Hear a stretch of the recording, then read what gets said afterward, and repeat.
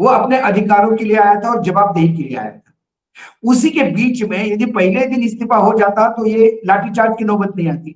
लाठीचार्ज और प्रताड़ना के चक्कर में ये सरकार कहीं शहीद ना हो जाए, इसलिए सरकार को इमीडिएटली माफी मांगनी चाहिए, तो ये थोड़े बच जाएंगे। फिर विपक्ष की नहीं डिमांड नहीं, रहेगी, कम से कम जेल घर में चुप बैठेगा।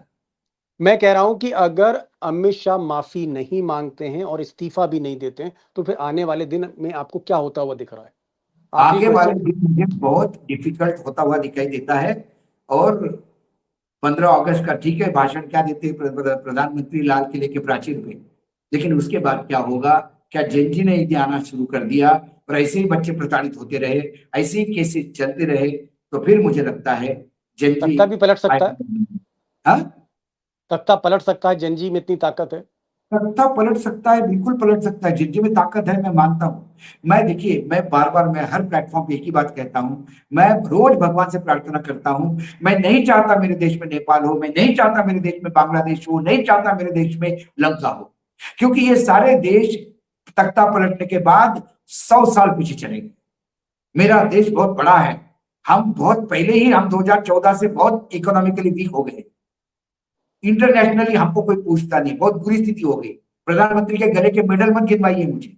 एक देश साथ नहीं था जब हमने ऑपरेशन सिंदूर किया था। एक देश पाकिस्तान को गाली देने के लिए तैयार नहीं था, और जिसको हम बाप बोल के आए वो भी पाकिस्तान का मित्र था। और उसके बाद जो अमेरिका है वो पाकिस्तान को अपना मित्र मानता था। ये क्या स्थिति हो गई। 2029 के बाद आप मोदी को नहीं देख रहे हैं? आपको लग रहा है मोदी फिर से मैं पावर में? 2029 के पहले ही मोदी को नहीं देख रहा।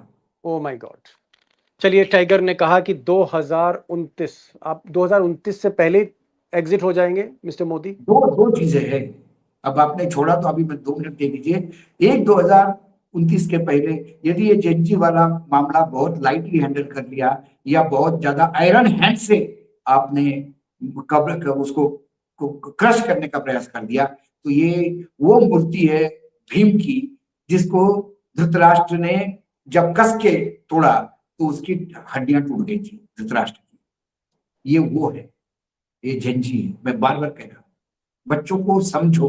मैं बच्चों से बात करता हूं तो कई बार मुझे डर लगने लगता है। इसका मतलब 2029 पूरा नहीं कर पाएंगे मिस्टर मोदी? पूरा। और यदि ये मामला बहुत स्मूथली निपटा दिया, सब माफी अपनी मांग के सब खत्म हो गया, उसके बाद पार्टी के अंदर जो रेस चल रही है नंबर 1 के लिए,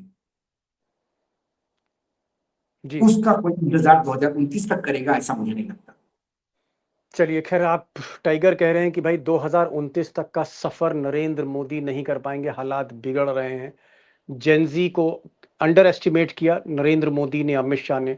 अगर उसको अंडर एस्टिमेट नहीं करते, कम करके नहीं आते, वक्त पे इस्तीफा धर्मेंद्र प्रधान का हो जाता 19 जुलाई तक, तो 20 जुलाई को आंदोलन ना होता।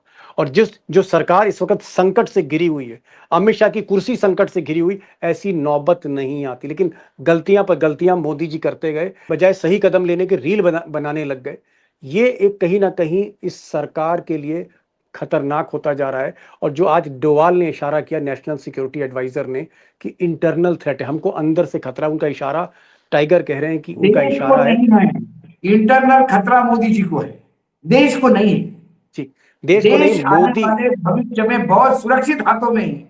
जो मैं मोदी। जेनजी और जो मैं जेनजी और जेन अल्फा देख रहा हूं, मुझे लगता है अधिकारों का, संविधान का और लोकतंत्र का ठीक। सही मायने में इज्जत करने वाला भविष्य है मेरे देश का।